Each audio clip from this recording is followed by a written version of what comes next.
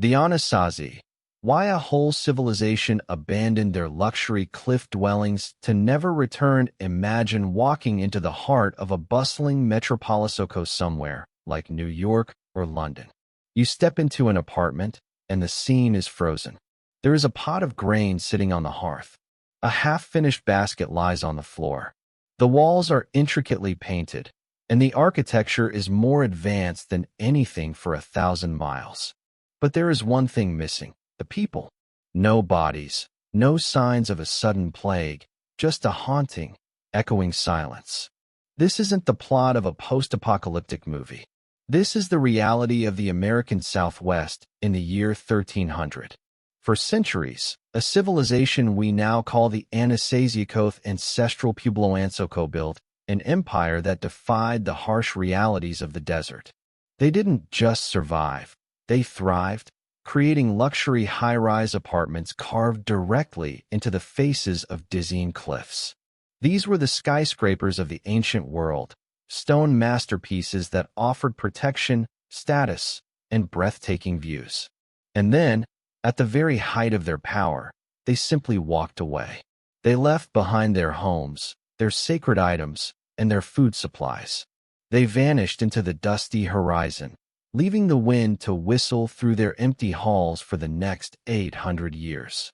History tells us they moved because of a drought, but as we are about to see, the trees tell a different story.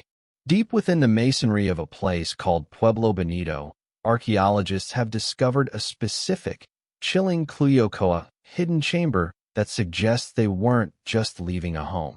They were escaping a nightmare that we are only now starting to decode. How do you build a 4-story stone palace in a world without metal tools, without the wheel, and without beasts of burden?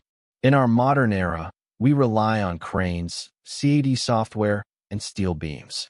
The Anasazi relied on nothing but stone, timber, and a mathematical precision that shouldn't have existed in the 11th century. When you look at the great houses of Chaco Canyon, you aren't looking at primitive shelters. You are looking at engineering marvels. These structures were perfectly aligned with the lunar and solar cycles. They knew where the sun would rise on the solstice 100 years before they even laid the first stone. They hauled over 200,000 ponderosa pine beams from mountains 50 miles away a foot. Imagine the sound of that effort. The rhythmic thud of thousands of people moving in unison across the desert floor, carrying the literal weight of their civilization on their backs. They weren't just building houses, they were building an operating system for their society. But why put that much effort into a desert that wants you dead? The mystery deepens when you realize that these cliff palaces weren't just for everyone. They were the penthouses of the ancient world. They featured sophisticated T-shaped doorways, plastered walls, and massive circular rooms called kivas that served as the spiritual heart of the community. In a world of mud huts and nomadic tents, the Anasazi were living in the Roman Empire of the West. But as any historian will tell you, the higher you build, the further you have to fall. We often make the mistake of thinking ancient people lived lives of constant misery. But for the Anasazi at their peak, life was filled with what we would recognize today as luxury. Imagine standing on a balcony at Mesa Verde. You are 60 feet above the canyon floor, tucked into a massive natural alcove that stays cool in the summer and traps the heat of the sun in the winter. You are wearing intricately woven cotton robes dyed in vibrant colors. You are eating corn and turkey, seasoned with salt traded from hundreds of miles away. You might even be sipping on a frothy, bitter drink made from cacao beans Chaco Canyon imported from the heart of the Mayan and Aztec empires in Mexico. This was a high-status, high-connected society. They had a road system that was so straight it ignored the terrain, cutting through hills instead of going around them. These weren't just paths, they were statements of power. They connected a vast network of suburbs to the central hub of Chaco Canyon. Does it bother you to think that a civilization this advanced, this settled, and this wealthy could just break? It should, because the luxury they built in the canyons was designed to last forever. They weren't planning on leaving. The grain bins were reinforced. The walls were thick. They were prepared for everything go except for the one thing they saw coming from across the valley. As we look at the ruins today, we have to ask, what could possibly be so terrifying that you would leave your luxury penthouse behind to sleep in the dirt of a new land? We are about to cross the threshold into the dark side of the canyon, where the architecture of fear begins to reveal its secrets. If you stand in the center of Chaco Canyon today and close your eyes, you can almost hear the rhythmic pulse of a civilization that operated like a finely tuned machine. Stretching out from the shadows of the massive great houses is a network of more than 400 miles of perfectly straight roads, carved directly into the desert floor. But here is the detail that keeps archaeologists up at night. These roads do not follow the path of least resistance. In our world, we build roads that curve around mountains and dip into valleys to save effort, but the Anasazi did the exact opposite. They built their highways in absolute, uncompromising lines that run for dozens of miles without a single degree of deviation. When these roads encountered a vertical cliff or a jagged mesa, the builders did not turn. They carved massive stone staircases directly up the face of the rock. Imagine the sheer, grueling labor of hauling tons of earth and stone to pave a 30-foot wide highway that you will only ever walk on with your own 2 feet. And the mystery only deepens when you follow these roads to their end, only to find they often lead to nothing but a sheer drop-off or a remote, empty shrine. It suggests these weren't just paths for trade, but a physical manifestation of a spiritual or celestial map, a way to anchor their world to something far larger than the desert itself. High above the canyon floor, perched on a precarious, windswept spire known as Fajada Butte, sits a device that shatters our image of the primitive ancient world. It is known as the Sun Dagger, and it is a masterpiece of astronomical engineering that would have made the scholars of the Library of Alexandria pause in respect. 3 massive stone slabs are positioned so precisely that they funnel the midday sun into a sharp dagger of light, which pierces the exact center of a spiral petroglyph on the rock wall behind them. This wasn't just a simple clock to tell the time of day. This device tracked the summer and winter solstices with a precision that matches our modern satellite data. But the truly mind-bending part is that it also tracked the 18.6-year lunar cyclicoa complex celestial rhythm that most civilizations took millennia to understand. Imagine the generations of observation required to perfect this stone computer, the endless nights spent staring at the silver light of the moon to decode the very heartbeat of the universe. The Sun Dagger tells us that the Anasazi weren't just desert farmers. They were masters of time and space, living in a world where every building and every road was synchronized with the stars. Don't let the silent, sun-bleached ruins fool you into thinking this was an isolated hermit kingdom tucked away in the corners of history. At its peak, Chaco Canyon was the Wall Street of the 11th century, a pulsing economic hub that sat at the center of a continental web. When archaeologists carefully sifted through the dust of the great houses, they didn't just find corn and pottery. They found the ghosts of a global bazaar. They discovered the skeletal remains of scarlet macaws, tropical birds that could only have come from the humid jungles of southern Mexico, over 1,000 miles to the south. They found cylinder jars coated in the chemical residue of cacaocoth base for chocolatiacoan elite luxury that was as precious as gold in the ancient world. Think about the logistical miracle required to transport live, screaming tropical birds and delicate sacks of chocolate across the blistering heat of the Sonoran Desert on foot, without the help of a single horse or wagon. It proves that the Anasazi weren't just a local tribe. They were the apex of a trade empire that connected the cold mountains of the north to the steaming jungles of the south. They were wealthy, they were connected, and they were the masters of their domain. But as we are about to see, the very luxury and complexity that made them great was about to become the weight that dragged them into the abyss. For decades, historians looked at the empty cities of the Anasazi and pointed to a single, obvious culprit: the weather. We have all experienced the frustration of a summer that is too hot or a winter that is too dry. But for the ancestral Puebloans, the climate wasn't just an inconvenient seacoit, was a death sentence. By studying the rings of ancient trees found in the ruins, scientists have confirmed that in the year 1276, the sky simply closed. A great drought gripped the region for nearly 30 years. Year after year, the rains failed, the corn withered in the fields, and the once mighty cisterns turned to cracked mud. If you have ever felt the rising panic of a resource running thin, you can begin to imagine the tension in the great houses. The gods they had worshipped with such precision seemed to have turned their backs. But here is where the official story begins to fall apart. While the drought was severe, it wasn't the first one they had survived. The Anasazi were masters of dryland farming. They had survived centuries of fluctuating rainfall before. Archaeological evidence shows that even during the worst of the drought, some of their grain bins still held food. Yet, they didn't stay to wait for the rain. They didn't just leave the farms. They abandoned the very palaces they had spent centuries building.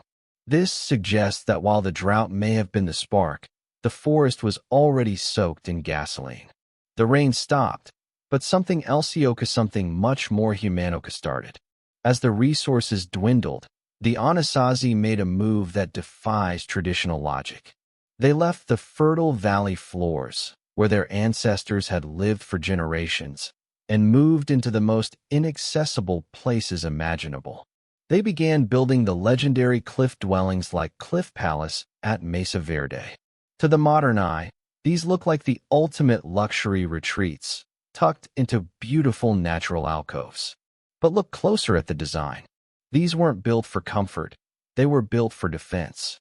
To enter many of these homes, you had to climb a series of precarious fingerholds carved into the rock or pull up a retractable wooden ladder. There were no easy ways in. Imagine the daily life of a mother in 1280. Every time you need water, you have to descend 100 feet of vertical rock with a heavy clay pot, then climb back up while looking over your shoulder. You wouldn't put your children through that kind of danger just for a better view. You do it because the valley floor is no longer safe. The architecture shifted from open, welcoming plazas to high-walled fortresses with limited sight lines and killing zones at the entrances. They were hiding, but the question that still haunts the canyons is, who were they hiding from? Was it an invading force from the north, or was the enemy already living inside the walls? When a society is under extreme stress, the social contract begins to fray. In the golden age of Chaco Canyon, the Anasazi were united by a powerful religious and political ideology. But as the drought persisted and the sun dagger failed to bring back the rain, the people likely began to question their leaders. Think about a time you have seen a community split apart by a crisis. In the cliff dwellings, we see evidence of a society that was literally turning on itself. The once grand ceremonies in the kivas became more desperate. The elite, who lived in the most protected areas, were likely hoarding the remaining resources while the farmers on the outskirts starved. This wasn't just a physical migration, it was a psychological collapse.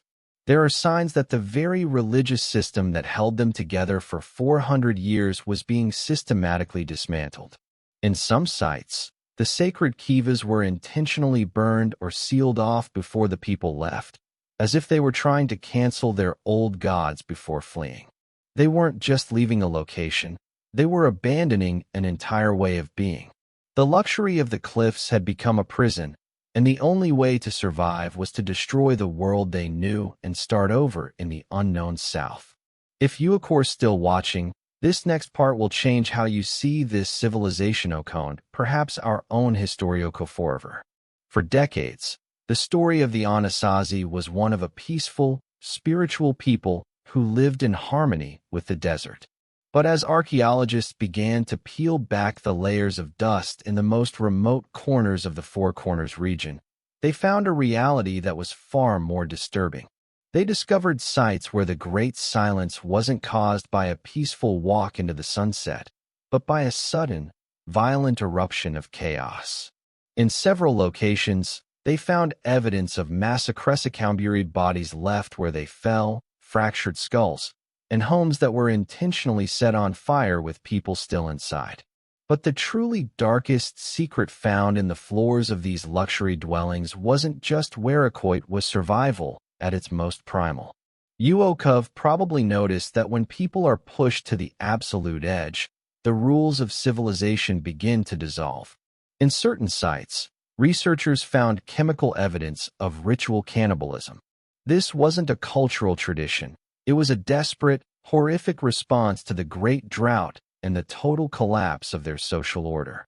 The very people who built the sun dagger and tracked the stars were, in their final days, forced into a nightmare that we can barely imagine. It challenges the belief that technology and luxury can protect us from our own nature when the world falls apart.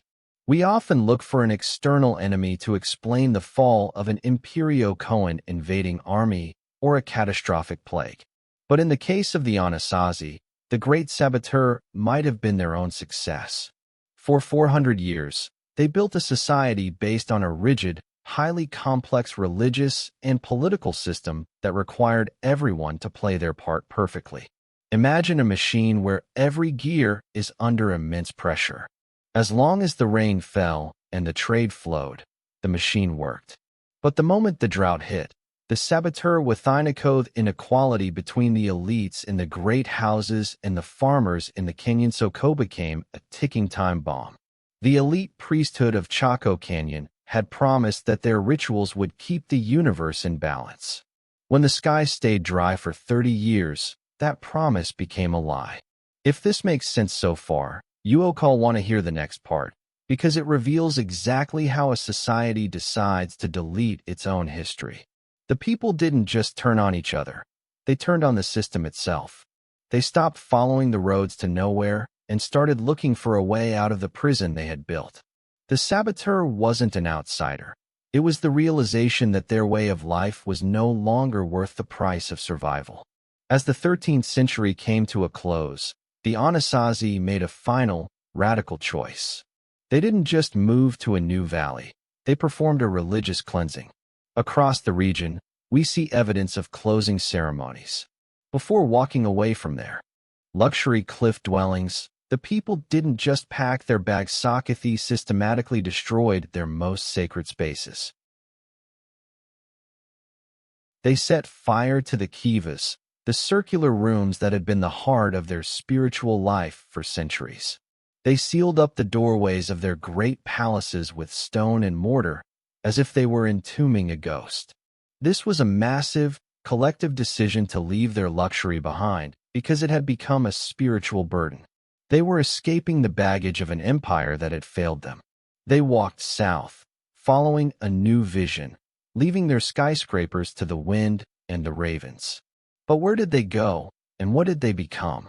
The final piece of the puzzle isn't found in the ruins they left behind, but in the people who still live in the desert today. If you want to see the final revelation of where this civilization went and the chilling warning they left for our modern world, you need to see the conclusion of this journey. The silence of the canyons often leads us to believe that the Anasazi simply vanished into thin air, leaving behind nothing but stone and mystery. But the truth is far more humanical and far more hopeful. They didn't disappear. They transformed. As the fires died out in the kivas and the gates of the cliff dwellings were sealed, the people moved in massive waves toward the south and the east. They followed the Rio Grande and settled on the high mesas of what is now Arizona and New Mexico. They became the ancestors of the modern Hopi, Zuni, and Pueblo peoples. When you speak to their descendants today, they don't talk about a disappearance. They talk about a migration, a necessary spiritual journey to leave behind a society that had become too heavy, too unequal, and too disconnected from the earth. They traded their luxury skyscrapers for a simpler, more sustainable way of life that has endured for another 800 years. It is easy to look at the ruins of Mesa Verde or Chaco Canyon and see them as a curiosity of the past. But if you are like most people today, you have noticed a growing sense of fragility in our own world. The story of the Anasazi is a biological mirror for our own modern civilization. They were a high-tech, high-status society that believed their mastery of the stars and their complex trade networks made them invincible. But they learned the hard way that when the environment shifts and the social contract breaks, the walls of a palace offer very little protection. Their collapse wasn't just caused by a lack of rain. It was caused by a lack of flexibility. In our world of global networks and finite resources, the skyscrapers we build today might one day be the silent ruins of tomorrow if we don't heed the lesson of the canyons. The Anasazi remind us that the real measure of a civilization isn't how high it can build, but how well it can adapt when the sun stops listening. Before we leave the shadows of the cliffs, I have to fulfill the promise I made at the beginning of this journey. We talked about a specific, chilling clue found in the hidden chambers of Pueblo Bonatucoan artifact that proved their knowledge was far ahead of its time. In those dark, sealed rooms, archaeologists found turquoise-covered baskets and cylinder jars, but they also found something else: precise alignments that proved the Anasazi were tracking a specific celestial event that only occurs once every 18.6 years. They weren't just farmers. They were keepers of a cosmic calendar. They knew the world was changing long before the first cornstalk withered. They chose to leave not because they were defeated, but because they understood that their time in the canyons had reached its celestial end. They closed the loop on their own empire so that their culture could survive in a new form. The Great Silence isn't a sign of failure. It is the sound of a people choosing a different future. And as we look at our own horizon, we have to ask, what will we leave behind when our silence begins? Find the comments and post your view on a modern world where we live with the legacy of these vanished empires.